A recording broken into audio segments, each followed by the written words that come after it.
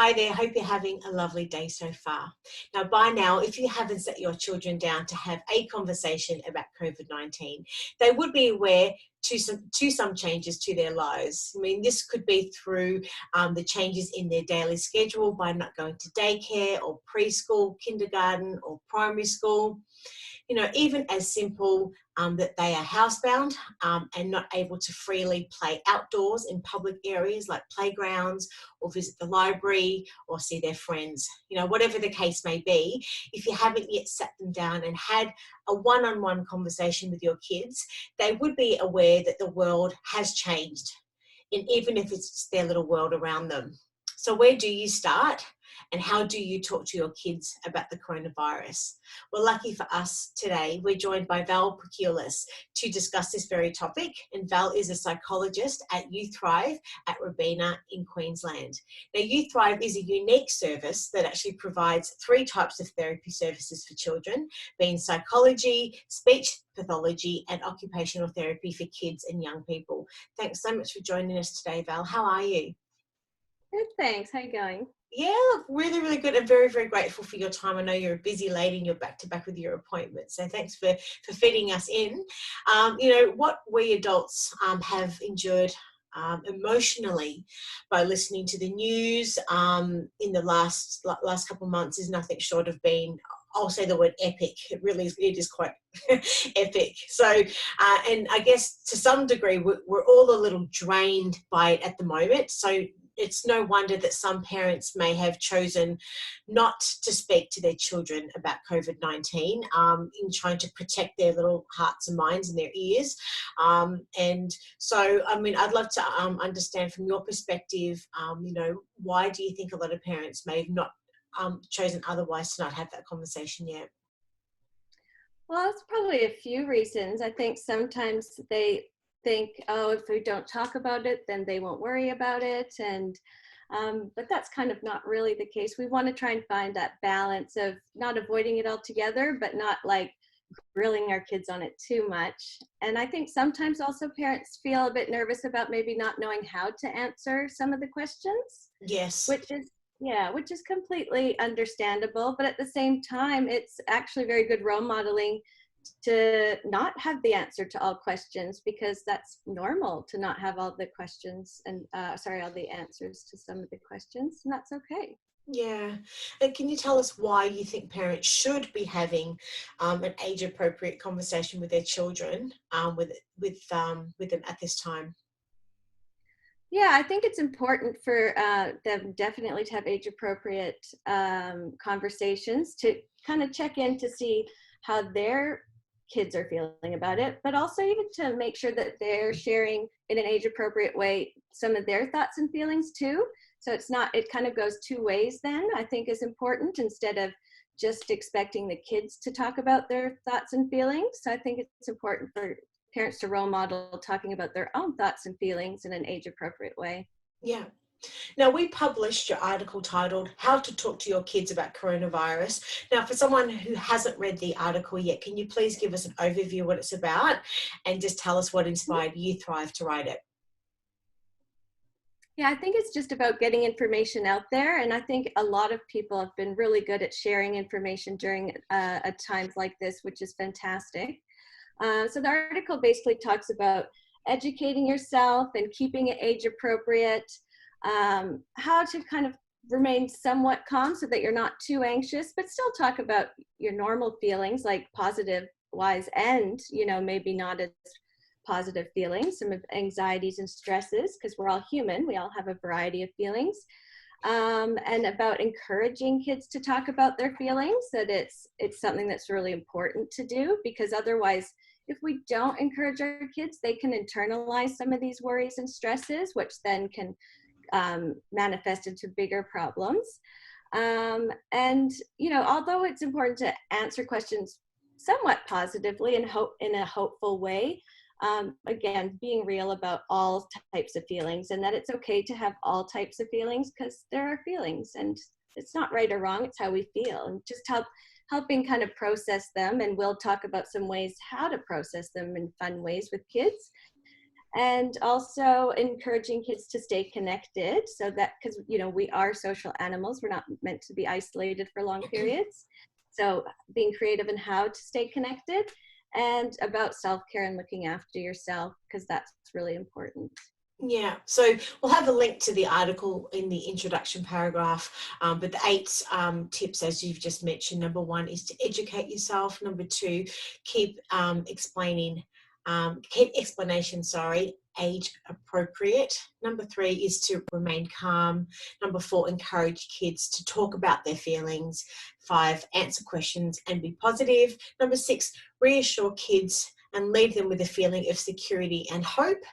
7 is encourage children to stay connected. And number 8 is look after you.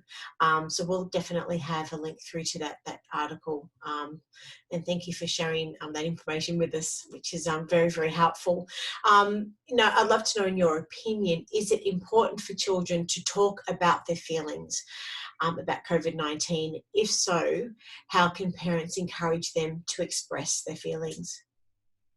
Yeah, so it definitely is important to talk to our kids about thoughts and feelings, and in a balanced way. Obviously, we don't want to be constantly asking them, because that might make kids a bit worried about why we're asking so much, but we don't want to avoid it all together, because then, like we said, they can kind of get more anxious because of the unknown. And I think the most important thing is, because as parents, sometimes we try and fix things too quickly for our kids. And I think the most important thing is, when we're talking about thoughts and feelings, is really emotionally validating what they're saying and what they're feeling, instead of just saying, oh, you don't need to worry, it's okay, it's gonna, not jumping straight to reassuring, but, emotionally validating the children and saying, that makes sense. I feel stressed sometimes about it too. I'm really glad that you feel comfortable to talk about these feelings to me. And that also normalizes them, as well as emotionally validates them. And also, I think it's important that parents continue to share about their thoughts and feelings, instead of just making it about the kids all the time, because it's important that they role model about talking about their own thoughts and feelings as well. Mm-hmm. So just to clarify, so validating your children's feelings is showing empathy to the way that they see and feel things. Is that right? Yeah, so basically, emotional validation is a very, very important skill to practice with our kids. And it can be hard as a parent, because we love our kids so, so much, that sometimes we want to jump straight to problem solving or reassuring and telling them it's going to be okay. But then they don't always really feel heard, or it doesn't give them a chance to really process those feelings. So that's why that emotional validation and, empathizing and validating the emotions that they're having, so that they feel more heard and understood. Mm-hmm. And that gives them, I guess, a chance, or would it, you're the expert, so I'm asking you the question. I'm just thinking aloud at the moment. But they are internalizing their feelings, but it's actually sort of giving them a sense of self-regulating, so they understand how and why they're feeling. Is that right? As opposed to just feeling things and understanding why they're anxious, or why they're angry, or why they're frustrated. This gives them the opportunity to actually think and feel and go, okay, I've internalized it. This is why I'm feeling this. And as a parent, you're validating that from a place of empathy. Is that right? Yeah, because we really don't, because it's hard, because as a parent, sometimes we just like, oh, you don't need to worry, it's okay, there's not, nothing too much to worry about, because we want to protect our kids from feeling certain feelings. But it's important for them to get practice, talking about those feelings, sitting with them a little bit, and then us validating them, and sometimes problem solving as well, obviously. But yeah, you're absolutely right. It's important to use that empathy with them too.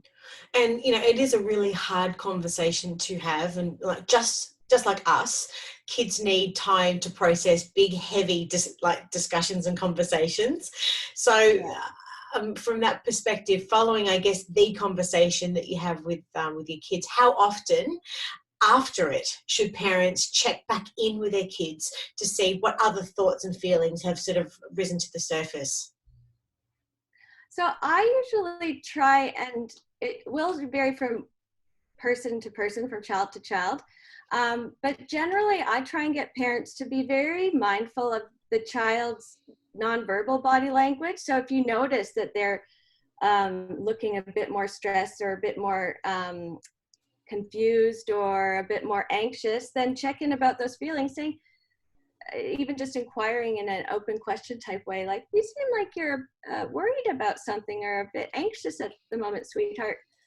Is everything okay, or are you feeling like that at all? And sometimes they'll be grateful that you're noticing that how they're feeling, but other times they might not. It might not be anything related to what's going on. Or if you notice that they're acting out behaviorally more, because that's another sign that a child is emotionally dysregulated or something's going on for them, is that they're behaviorally acting out more or negative attention seeking more. And so you then would probably be mindful of, maybe not right in that moment when they're negative attention seeking, but shortly thereafter, maybe do some sort of activity together so that it's more relaxed way of talking to them while you're doing something together. Good point. And I guess, like, we all know that kids love asking questions, millions of questions. And I guess it does give us a little bit, us adults, insight into their perception of the world and how they see it through their own lens. So what types of questions should parents be concerned with their children asking? And how can the types of questions that the kids are asking give parents insight into the way that they're viewing and feeling things at the moment? Well, I'd say a few things to maybe be mindful of is depending on your child's energy level or age or interest, try and do something that's appropriate in those ways. So for instance, because even therapy wise, when we're talking to kids, we don't do like the way you do adult therapy, like just sitting down and looking at them and talking to them face to face. We usually do an activity together, or we do a mindfulness drawing or coloring in activity as we kind of ask some of these questions, or while we're maybe baking something nice together and have a bit of a chat about some questions then, or building something like Lego together. And because it's easier for kids to have conversations if they're not feeling so confronted by that face-to-face conversation. And also, I think it's important to be mindful of, you could even make up some activities like draw the coronavirus, and let's both draw it together, and then ask them to describe what they're drawing and why they chose the colors that they chose. And if you could say anything to the coronavirus that you've drawn, what would you say? And is there anything mom and dad could do to make you feel a bit happier or safer with everything going on with the coronavirus at the moment? So really just inquiring some of those questions while you're maybe drawing some of that stuff about the coronavirus or what they're thinking and feeling. I asked my niece a couple of weeks ago how and what she thought about everything that was going on, as she had sort of called me through her iCloud account, which is very nice. This is one of the first things that she's had access to, and in general, and just very lighthearted. I just wanted to see and check in with her without having a conversation. I'm not her parent, obviously. I'm her auntie, and I asked and said, "How are you feeling about everything?" And her whole perception was that the world is a very a dirty place with regards to germs, and it's very unhygienic and all of these types of things, which is really interesting as to that's how she views everything. Have you had any conversations with your kids about this, and what's their perception of everything at the moment? Yeah, I've definitely had a chat with my kids. I've checked in here and there, usually while I'm doing some sort of activity with them or making some sort of activity fun by adding questions. But I think also they kind of look at more of the changes of their everyday life is most of their questions, and when is it going to go back to normal is the way I guess kids look at it. But there and I think it's good for them to ask that stuff, because then you can also further inquire about it, and because they'll be saying, I'm sad because I miss my friends. And so emotionally validating, yeah, I can understand that you'd miss your friends. I miss my friends too. It's really hard. You're doing a great job with all the rules in place, trying to to keep as happy as possible. But it's okay to feel sad sometimes. Even mommy feels sad sometimes, missing her friends. And then further inquiring, because it's important to kind of maybe further inquire to see what else is happening for them.